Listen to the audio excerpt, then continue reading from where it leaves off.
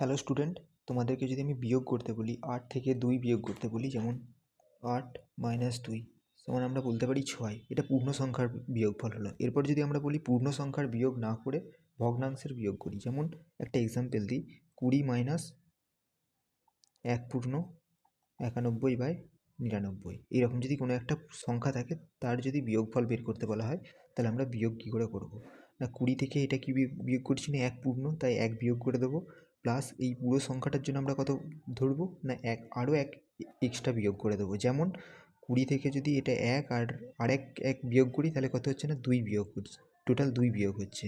2 বিয়োগ হলে কত হচ্ছে না, বিয়োগফল 18।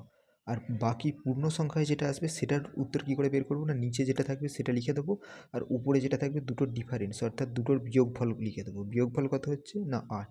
কী করে আসছে, 99/-91 সমান 8।